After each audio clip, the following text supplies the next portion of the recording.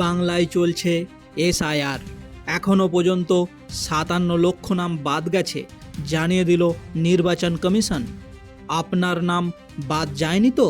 প্রথমেই আপনাদের জানিয়ে রাখি, আপনারা সকলেই এসআইআর ফর্ম ফিল আপ করে বিএলওকে জমা দিয়েছেন এবং সেই ফর্ম বিএলও ডিজিটাইজেশনও করেছেন। এখনও পর্যন্ত ৯৯.৮৭% ফর্ম ডিজিটাইজেশন হয়ে গিয়েছে।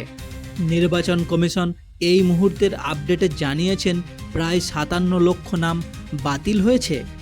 এই ৫৭ লক্ষ ভোটারের মধ্যে মৃত ভোটার, স্থানান্তরিত ভোটার, ডুপ্লিকেট ভোটার এছাড়াও আরও অন্যান্য কারণে নাম বাদ পড়েছে। আপনার নাম যদি এই ৫৭ লক্ষ ভোটার বাতিল তালিকায় নাম এসে যায়, তখন আপনার কি করণীয়? আপনারা সকলেই এসআইআর ফর্ম ফিল আপ করে বিএলওকে জমা দিয়েছেন এবং বিএলও সেই ফর্ম ডিজিটাইজেশনও করে দিয়েছেন। আপনারা অনেকেই স্ট্যাটাস চেক করে দেখেছেন যে আপনার এসআইআর ফর্মটি সাকসেসফুলি সাবমিট হয়েছে, তবে এখনও অনেকের এসআইআর ফর্ম সাবমিট হতে বাকি রয়েছে। তাদের এখন কি করণীয়? যদি আপনার এসআইআর ফর্ম সাকসেসফুলি সাবমিট না দেখায়, তাহলে খসড়া ভোটার তালিকা যেটা ১৬ই ডিসেম্বর প্রকাশিত হবে, সেই তালিকায় কিন্তু আপনার নাম উঠবে না। তখন কিন্তু আপনি বড় সমস্যায় পড়বেন। দুটি তালিকা প্রকাশিত হবে, একটি হলো খসড়া ভোটার তালিকা আর একটি হলো যাদের নাম বাতিল হলো। যদি আপনার নাম খসড়া ভোটার তালিকায় না ওঠে, ভুল করে ভোটার কার্ড বাতিলের তালিকায় নাম উঠে গেল, তখন আপনি কি করবেন?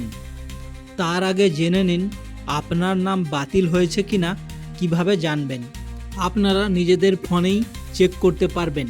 আপনাদেরকে যেতে হবে voter.eci.gov.in, এই অফিসিয়াল ওয়েবসাইট রয়েছে।